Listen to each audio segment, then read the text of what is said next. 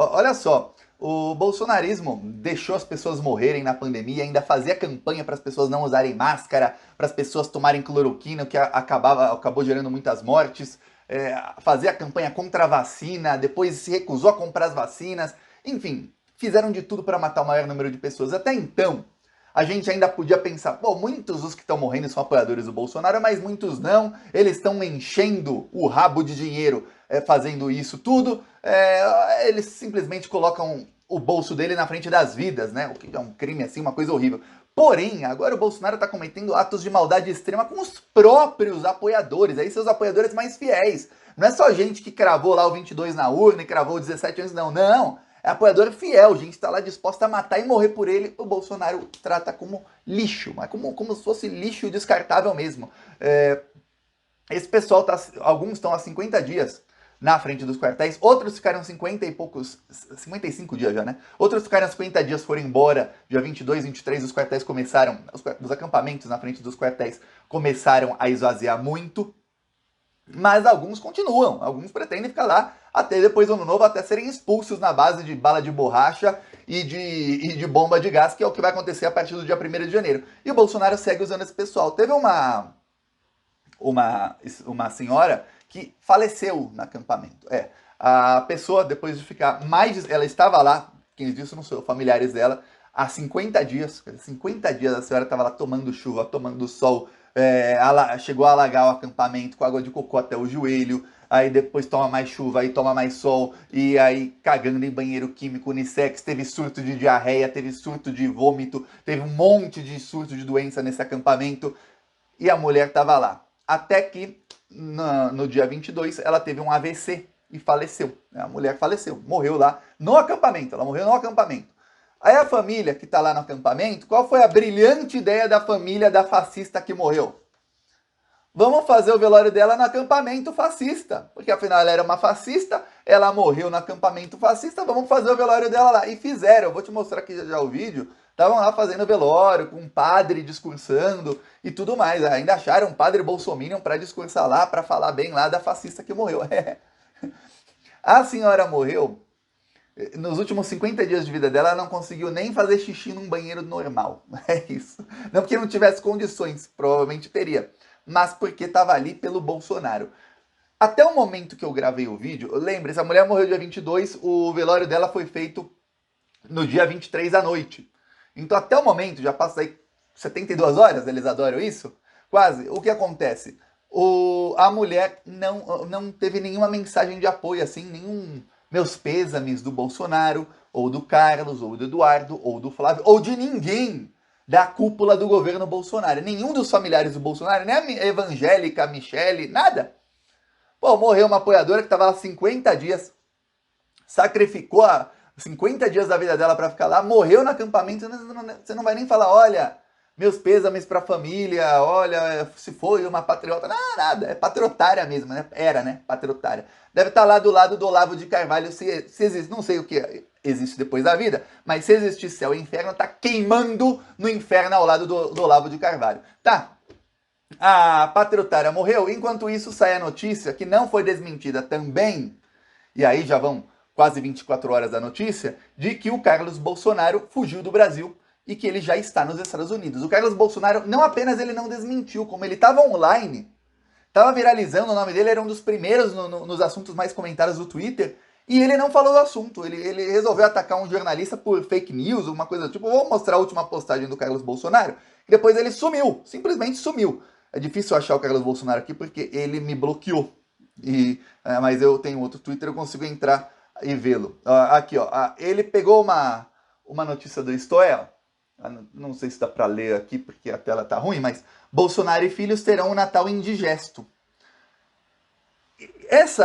Eu não sei que horas foi publicada a notícia da Isto É, mas a publicação do Carlos Bolsonaro foi mais de 2 horas depois que já estava o nome dele nos assuntos mais comentados, todo mundo falando, ó, o Carlos fugiu para os Estados Unidos, sem ninguém desmentir. A informação veio de 2 jornalistas da Globo, um do O Globo e um da Globo News.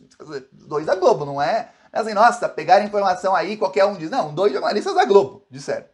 Aí depois saiu, todo mundo começou a comentar, saiu em alguns outros locais. Tá, aí Carlos Bolsonaro sobre uma notícia da Isto É que não tem nada a ver com isso. O modus desse veículo de desinformação é conhecido e permitido há tempos, desde o tempo de Dória e Sérgio Moro. Hoje transborda ódio e rancor e qualquer um sabe o motivo. Que Deus pague em dobro tudo que manipulam e desejam aos outros. Tá aí, essa é a mensagem do Carlos Bolsonaro dizendo que é fake news. Que ele e o... não que é fake news, mas que estão pregando ódio, dizendo que ele e seus familiares terão um Natal bem indigesto. Não sei se foi indigesto o Natal deles ou não, mas imagino que deve estar sendo um dos piores natais que eles já tiveram na vida deles. Porque tá todo mundo aí, boa parte da família e dos amigos da família estão na iminência de serem presos. Pelo visto, Carlos Bolsonaro não passou o Natal com os familiares, porque dia 24 ele embarcou para os Estados Unidos. Tem uma coisa, os voos hoje em dia, pelo menos para os Estados Unidos, muitos têm, para o México, quando eu venho, sempre tem, os voos hoje em dia têm Wi-Fi. Muitos têm Wi-Fi grátis, outros você paga $5, $10, pouco, e aí você consegue usar a internet, consegue ver tudo. Só não pega o YouTube, mas o resto pega tudo. Então ele poderia estar no voo tweetando. Só tem uma coisa, ele vê lá, um cara que é viciado em Twitter, quem conhece o Carlos fala que ele passa o dia inteiro no Twitter. Ele não comenta muito, ele se furta de comentar, ou seja, ele se segura para não ficar comentando muito. Às vezes ele não consegue segurar, né? Mas que ele fica o dia inteiro vendo. Então, cara, é um dos assuntos mais comentados. Ele saberia. E não desmentiu. Aí você vê, os patriotários estão morrendo, agora literalmente morrendo pelo Bolsonaro, enquanto isso eles estão fugindo para resort de luxo. Vai estar lá o Bolsonaro naquelas boias assim, ó, com os pés para cima, bebendo aquele drink bonito de um canudinho assim, e os patriotários tomando chuva. Olha, como... Eu vou te falar uma coisa, na história, quando você vê a história do fascismo, do nazismo, ou de outros regimes autoritários, você vê que boa parte da população foi usada como massa de manobra, mas eu nunca vi, nem se você pegar a história mais recente dos neofascistas, neonazistas, você pega aí Donald Trump e outros líderes aí pelo mundo, eu nunca vi ninguém fazer de gato e sapato os seus apoiadores da maneira como o Bolsonaro faz. Eu nunca vi um negócio desse. Eu não tô nem falando do fato das escolhas econômicas do Bolsonaro, do tanto que ele destruiu o Brasil enquanto ele ficava pregando aí ideologia barata para esse pessoal fascista gostar dele. Nem isso que eu tô falando. Tô falando de como ele tá tratando mal essas pessoas depois da eleição. Como ele tá... Olha, o Bolsonaro tá fazendo com os fascistas tudo que a gente... Pensa bem, a gente ficou odiando esses fascistas muito tempo. A gente ficou falando, pô, esses malditos estão no poder. E eles ficaram disseminando ódio contra nós, que somos oposição ao Bolsonaro, por muito tempo. E eu sou uma das pessoas mais ameaçadas que tem no Brasil. E esse pessoal, eu imaginava, pô, eu não imagino punição suficiente para esses fascistas. Porque, olha, só ser preso... parece pouco, depois de tudo que eles fizeram, tanta gente que eles mataram. Porque a nossa memória não tá fresca, mas durante a pandemia... morreu muita gente, a gente sofreu muito, muita gente não saía de casa, aí era horrível, você não saía de casa e você viu os bolsominions, fila de 1 hora para entrar no Cocobambu. 1 hora lá, no meio da pandemia. E 80% da fila sem máscara, que é só bolsominion.